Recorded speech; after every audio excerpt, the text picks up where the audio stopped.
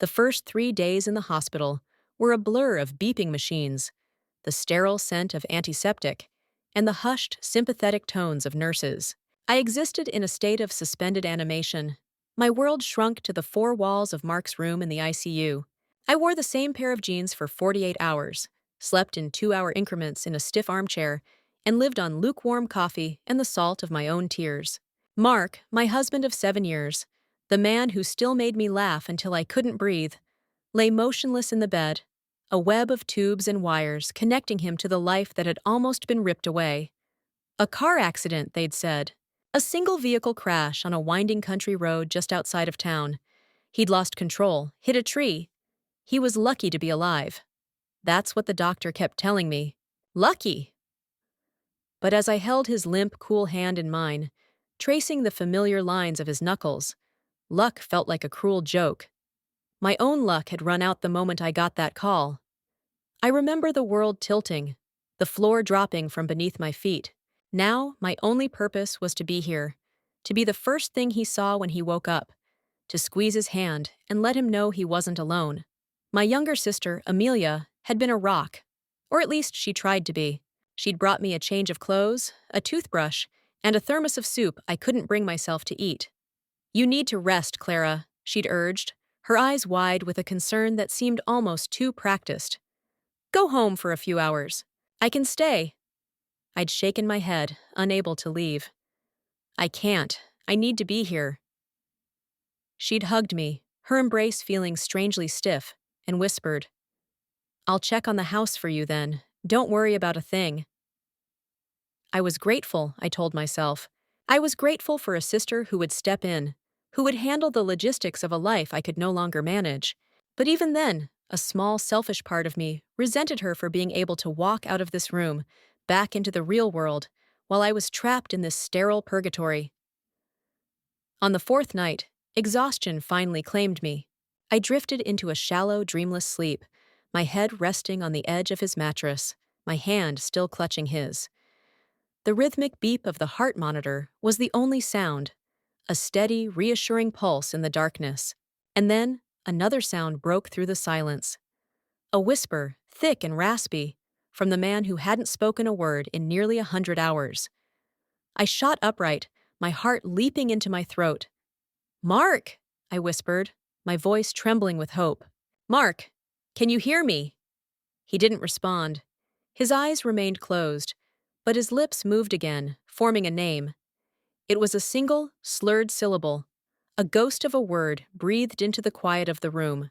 I leaned closer, straining to hear, my entire being focused on that one sign of life. He murmured it again, a little clearer this time, and the name he spoke wasn't mine. It was Amelia. For a long moment, I didn't move. I just knelt there, beside his bed, the name hanging in the air between us like a physical thing. Amelia. My sister. It had to be a mistake. A trick of the mind brought on by trauma and medication. The brain does strange things in a coma, I told myself, my own thoughts racing to find a logical explanation, a safe harbor in the storm that was suddenly brewing in my chest. He was just confused. Maybe he was dreaming about a family dinner, about a holiday, a time when all our names might get jumbled together in his subconscious. I sat back in the chair, my hands trembling. I took a deep, shaky breath, the sterile air burning my lungs. "It's nothing," I repeated to myself like a mantra. "It's nothing." I tried to push it away, to bury it under the weight of my exhaustion and grief. I focused on the steady rise and fall of his chest, the digital numbers on the monitors, anything to distract from the cold seed of doubt that had just been planted in my heart. But it wouldn't go away. The name echoed, replaying itself in my mind. But it wouldn't go. It hadn't sounded jumbled or random. It had sounded like a plea, soft and intimate. The kind of sound you make when you're reaching for the person closest to you. I spent the rest of the night wide awake, staring at his still face, watching for any other sign. He remained silent. The next morning, Amelia came by with fresh coffee and a bag of pastries. She looked tired. Her usual vibrant energy dimmed. "Oh, any change?" she asked, her voice hushed as she placed the bag on the small table. "He spoke last night," I said, my voice flat. I watched her face carefully, searching for a reaction. Her eyes widened. A flicker of something. Was it hope or fear? Passing through them. He did. Oh my God, Clara. What did he say? Did he say your name? The question was a little too eager. The relief in her voice a little too loud. No, I replied, my gaze unwavering. He said yours. The color drained from her face. For a fraction of a second, her mask of concerned sister slipped, revealing a flash of pure panic. Then, just as quickly, it was back in place. She forced a laugh, a brittle, unconvincing sound. Mine? Oh, that's weird. He must be so out of it. Poor thing. She busied herself with the coffee, pouring it into paper cups, her hands shaking so slightly I might have missed it if I wasn't looking for it. I didn't press her. I let her chatter on about how she'd watered my plants and checked the mail, her words filling the suffocating silence. But I wasn't really listening. I was replaying every interaction I'd seen between them for the past year. The way Mark's eyes would linger on her when she walked into a room. The inside jokes they shared that I was never privy to. The time I walked in on them in the kitchen, their heads bent close together over her phone, a conversation that ended abruptly the second they saw me. At the time, I dismissed it all. He was just being a friendly brother-in-law. They had a similar sense of humor. I was being paranoid, insecure. But now, those small, insignificant moments were realigning themselves into a new, horrifying pattern. And the most chilling memory of all resurfaced. The accident. It happened on a Tuesday afternoon. Mark had told me he was driving out to a potential client meeting near the coast, a 2-hour trip. Amelia had told me she was taking a mental health day, driving out to the country to go hiking. Alone. The crash site was less than 10 miles from the hiking trail she'd mentioned. My blood ran cold. It wasn't just a name whispered in a fever dream. It was a location. It was a timeline. It was a secret they had both been keeping. The thought took root and began to grow, a toxic vine wrapping itself around my heart. They were together. They had to have been. The coincidence was too great, Amelia's reaction too telling. The perfect image of my marriage, of my family, was cracking under the pressure of a single whispered name. I needed to know. Not knowing was a special kind of torture, a suspense that was eating me alive from the inside out.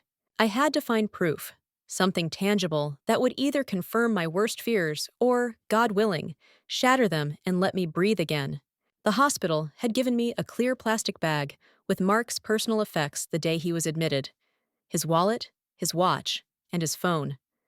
I had tucked it away in my purse, too overwhelmed to even look at it. Now, it felt like the most important object in the world. That evening, after Amelia had left with another hollow promise to pray for a miracle, I waited until the night nurse had completed her rounds. The hallway outside was quiet. The lights dimmed. The only person who could witness my betrayal was the man I was about to betray, and he was lost to the world. My hands shook as I pulled the phone from the bag. The screen was cracked, a spiderweb of broken glass radiating from the top corner, a testament to the violence of the crash. I pressed the power button. It flickered to life. The lock screen was a photo of me, taken on our anniversary trip to the mountains last year. I was laughing, my head thrown back, the sun in my eyes. Seeing it felt like a punch to the gut. How could the man who chose that photo, that moment, be the same man who was whispering my sister's name? My hope flared, just for a second. Maybe I was wrong. Maybe this was all a terrible misunderstanding. Then came the password.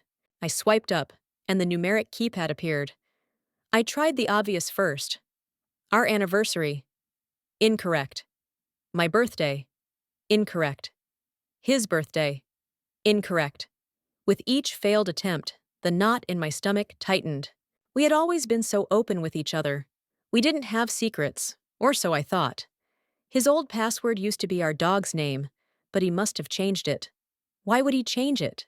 I sat there for what felt like an hour, staring at the screen, my mind a blank. What was important to him? What code would he choose to protect a world I wasn't allowed to see? I thought about his life, his habits, his passions. Then, an image flashed in my mind. The small framed photo he kept on his desk. Not of us, but of the old family cottage on Lake Arrowhead. It was his favorite place on earth. The one spot he always said felt like home. His parents had sold it years ago, but he still talked about it. He even knew the address by heart. 1-4-8-2. I typed the numbers in slowly, my finger hovering over the last digit. This was it. The point of no return. If I was wrong, I was a paranoid, grieving wife violating her husband's privacy for no reason. But if I was right, I pressed 2. The phone unlocked. The home screen appeared, and my breath hitched. My photo was gone. The background was a generic, preloaded image of a mountain range at sunset. It was a small thing, but it felt like an erasure. I was no longer the first thing he wanted to see when he opened his phone. My heart pounding, I tapped the green message icon. My own chat thread with him was at the top, full of mundane, loving exchanges. Don't forget to pick up milk. Love you, see you tonight. Thinking of you. Reading them felt like looking at artifacts from another life. Below my name was a string of work-related group chats. And then I saw it. Her name, Amelia. The thread was pinned to the top, right next to mine. My finger trembled as I opened it. The last message was sent on Tuesday afternoon, just an hour before the crash. Mark. Almost at the cottage. Can't wait to see you. Bring the wine I like. Amelia. On my way. So excited for our weekend. I've been counting the minutes. Weekend. He had told me it was a one-day client meeting. He was supposed to be home for dinner. Instead, he was planning a secret weekend with my sister. I scrolled up, my vision blurring with tears. The texts went back for months, a secret history running parallel to my own. There were hundreds of them. Flirty banter, inside jokes, plans for secret meetups disguised as work trips or solo hikes. There were heart emojis, words of adoration I hadn't heard from him in years, and declarations of love that made my stomach clench with a nausea far worse than any grief. Amelia. Clara has no idea, right? You're sure? Mark. She doesn't have a clue. She trusts me. It makes it easy. The callousness of it, the cold, calculated deception, stole the air from my lungs. I was a convenience, an obstacle easily managed. Then I saw the photos, tucked away in a hidden album, cleverly named Project Blueprints, were dozens of pictures of them together. Amelia and Mark at a beach I didn't recognize, his arm slung casually around her shoulder, them clinking wine glasses in a dimly lit restaurant, Amelia's head resting on his chest. And the last one, the one that finally broke me, was a selfie of them in front of the Lake Arrowhead cottage, the same cottage whose address was now his password. He had taken her to his sacred place, a place he had always told me was just a memory, too painful to revisit. He hadn't just cheated on me. He had built an entire other life, a life where I didn't exist, a life with my own sister, other life. He had rewritten our history, tainting every memory, every shared moment, with the poison of this lie. I staggered back from the bed, the phone dropping from my numb fingers and clattering onto the linoleum floor. I clamped a hand over my mouth to stifle the sob that ripped through me. The beeping of the heart monitor, once a sound of reassurance, now felt like a taunt. A steady rhythm marking the life of a man who had been a stranger to me all along. The man I had been praying for, the husband I was mourning, was a fiction. The person in that bed wasn't my Mark. He was theirs. I didn't sleep. I sat in that stiff, unforgiving armchair all night, the cracked screen of his phone dark on the floor where it had fallen. The image of him and Amelia smiling in front of the cottage was burned onto the back of my eyelids. Every time I closed my eyes, I saw them. The grief I'd been drowning in for days was gone, replaced by something else, something cold and sharp and heavy. It was the chilling clarity of betrayal. By the time the sun began to cast a pale gray light into the room, I had made a decision. I couldn't confront him yet. He was still lost in the fog of his injuries, and any conversation we had would be dismissed as a misunderstanding, a product of his confusion. But her? Amelia was lucid. She was walking, talking, and living in the world where she had actively participated in tearing mine apart. I picked up my phone. My fingers steady now. I scrolled to her name and pressed the call button. She answered on the second ring, her voice thick with fake sleepiness. "Clara, is everything okay? Is it Mark?" "He's the same," I said, my voice devoid of any emotion. It sounded like it belonged to a stranger. I need to ask you something, Amelia." There was a pause. I could almost hear the gears turning in her head, the quick calculation of what to say, how to sound. "Of course, anything. You sound strange. Are you sure you're okay?" "I'm fine," I lied. "I was just thinking about the accident. It's so strange. Mark was on his way to a client meeting on the coast, and you were going hiking in the same area. Did you two plan to meet up for coffee or something?" The silence on the other end of the line was deafening. It stretched for a full 10 seconds, and in that void, I had my answer. "No," she finally said, her voice a little too high. "No, that's just a crazy coincidence. I was on the Spring Creek Trail. His meeting was miles from there." She was a good liar. I had to give her that. Calm, collected, with just the right amount of dismissive pity in her tone. But she didn't know what I knew. "That's funny," I said, my voice as cold as ice. "Because last night, he started talking in his sleep again.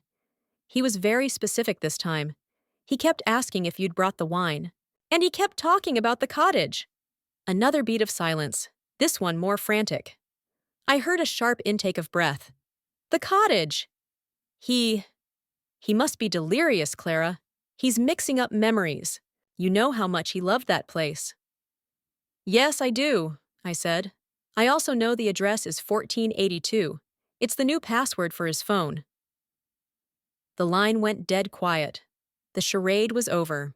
I could picture her on the other side, her face pale, her mind scrambling for an escape route that no longer existed. "Clara, she started, her voice cracking. "Don't!" I cut her off, the anger finally breaking through, low and controlled. "Don't you dare lie to me again. I read the messages, Amelia. All of them. The secret weekend.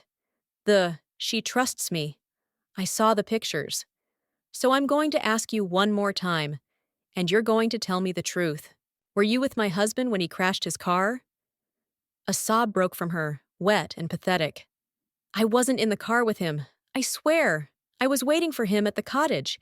He called me when he was about 10 minutes out. Then he never showed up. I waited for hours, calling and calling.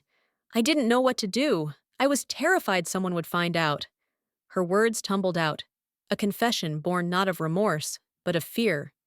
She wasn't sorry she'd done it. She was sorry she got caught. Of fear. "So you just— What? You drove home and pretended you were on a hike? You came here and held my hand and told me to be strong?" "I didn't know what else to do," she wailed. "I was scared." "You should have been," I said, my voice shaking with a rage so profound it felt like it could shatter glass. "You are my sister. You stood beside me at my wedding, and you did this." I didn't wait for another excuse, another pathetic apology. I ended the call and blocked her number. My hand was trembling, but my mind was perfectly, terrifyingly clear. One down, one to go. 2 days later, Mark began to surface. It wasn't a dramatic, movie-like awakening. It was a slow, painful crawl back to consciousness. His eyelids would flutter, his fingers would twitch. The nurses called it purposeful movement, and they were optimistic. They told me to keep talking to him, that the sound of a familiar voice could help guide him back. The irony was a bitter pill to swallow. My voice was the last thing that should feel familiar to him now. His world, the one he was fighting to return to, no longer existed. I had dismantled it in my mind, piece by treacherous piece. I sat by his bed, holding a book I wasn't reading, the pages a meaningless blur. I spoke to him, but the words were hollow, automated. "The doctor says you're making good progress, Mark. The weather is nice today, a little cloudy." I was a voice actor performing the role of a devoted wife, a role I no longer felt I had the right to play, but one I couldn't yet abandon. I had to see this through. I needed to see his face when he finally understood the wreckage he had caused. Amelia had tried to reach me, of course. A barrage of texts from a new number, emails flooding my inbox, even a tearful voicemail left with my best friend, Sarah. They were all the same, a desperate cocktail of apologies, excuses, and pleas for me to understand. "I love him, Clara," one text read. "I didn't mean for you to get hurt." The absurdity of it was almost comical. She hadn't meant for me to get hurt, as if my pain was an unfortunate, unforeseen side effect of her happiness. I didn't respond to any of it. My silence was a wall she could not breach. Then, on a Saturday afternoon, it happened. I was adjusting his pillow when his eyes opened. Not just fluttered, but opened. They were hazy, unfocused, but they were looking at me. "Clara!" he rasped, his voice a dry, unused thing. My heart stopped. For all my anger, for all the cold resolve I had built around myself, hearing my name from his lips sent a shockwave through me.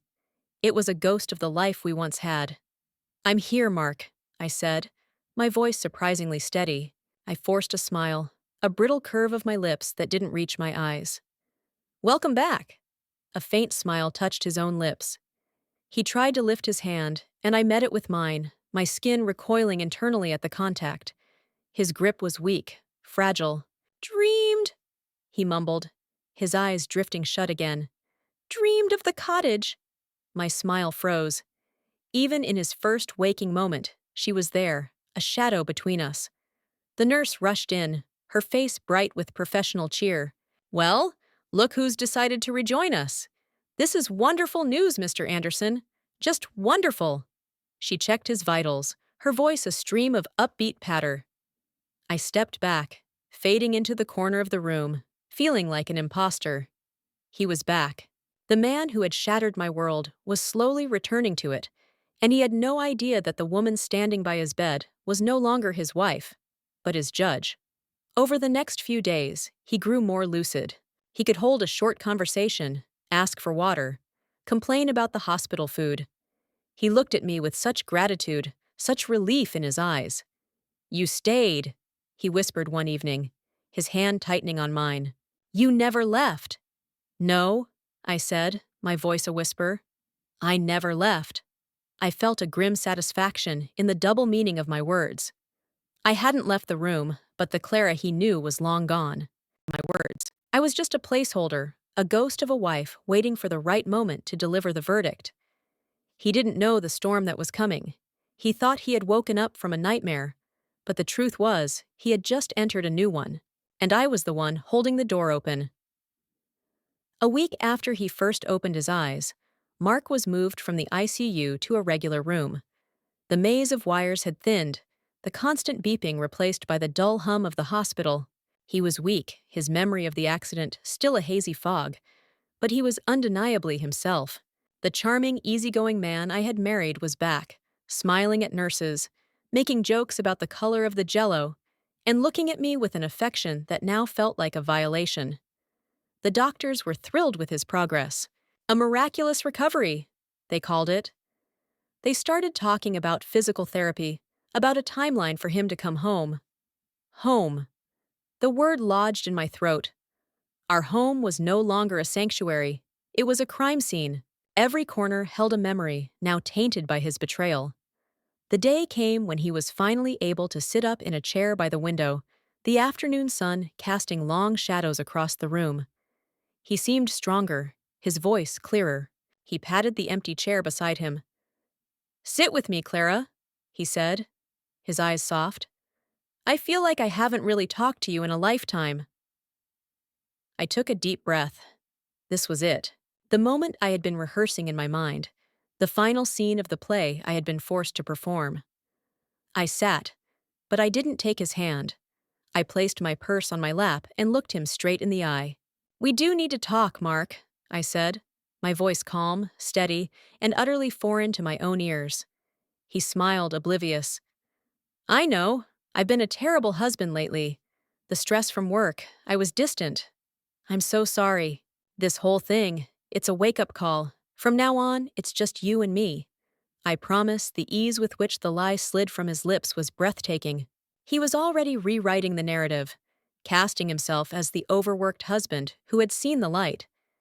He had no idea I had already read the original script. It's a little late for promises, Mark, I said softly. His smile faltered. What do you mean? Instead of answering, I reached into my purse and took out his phone. I held it up, the cracked screen facing him. His eyes widened slightly, a flicker of confusion, then dawning recognition. I know about the cottage, Mark, I said, my voice never rising. I know your password, and I know you weren't going to a client meeting. The color drained from his face. He stared at the phone as if it were a snake poised to strike. Clara? I don't. My head is still. I don't remember everything clearly. Then let me help you remember, I said, tapping the screen and opening the message thread. I didn't read the loving words or the secret plans. I chose the most damning ones. She doesn't have a clue. She trusts me. It makes it easy. Does that sound familiar? He flinched as if I'd struck him. He opened his mouth, but no words came out. He just shook his head, a pathetic, desperate gesture. And then there's this one, I continued, my voice like steel. So excited for our weekend. A weekend, Mark. While I was at home, planning our anniversary dinner, you were planning a secret weekend getaway. It wasn't, he started, his voice a choked whisper. It wasn't what you think. Wasn't it? I countered. Then why did you lie? Why the hidden album of photos? And why, when you were lying unconscious in that bed, was the only name you could speak not mine, but my sister's? At the mention of Amelia, his composure finally shattered.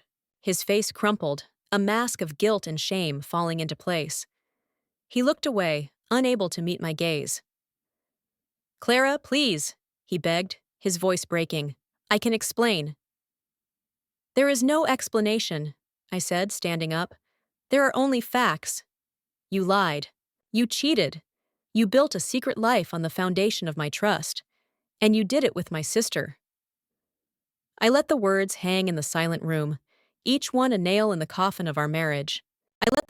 He looked up at me then, tears streaming down his face, the picture of a broken, remorseful man. But I felt nothing. No pity, no sympathy. The woman who would have wept with him, who would have forgiven him, had died in this hospital room days ago. Mark sat there, utterly broken, the carefully constructed walls of his world crumbling around him. He didn't try to make any more excuses. The evidence was too absolute, my resolve too unyielding. He just covered his face with his hands, his shoulders shaking with silent, gasping sobs. The sight should have moved me. A month ago, it would have shattered my heart to see him in such pain. But now, I just felt a profound, hollow emptiness. His tears weren't for me. They were for himself, for the comfortable life he had just lost, for the consequences he never thought he'd have to face. When the doctors say you're ready to be discharged, I said, my voice as even as a flat line, you won't be coming home. His head snapped up, his eyes red and swollen with disbelief. Clara, no, please, we can fix this. We can go to counseling. I'll do anything. There is no we anymore, Mark, I replied, the words tasting like ash in my mouth. You burned that bridge. You will go to a hotel or you will go to Amelia's. I don't really care. But you will not set foot in our house again. My lawyer will be in touch with you regarding the divorce proceedings. Lawyer. Divorce. The words landed with the finality of a gavel strike. This wasn't a fight. It was a verdict. He stared at me, his expression a chaotic mix of desperation and horror. But everything we built. Our life. I built a life, I corrected him gently. You built a lie. And it seems your foundation wasn't very strong. I turned to leave, my hand on the doorknob. The click of the latch felt like the most definitive sound I had ever heard.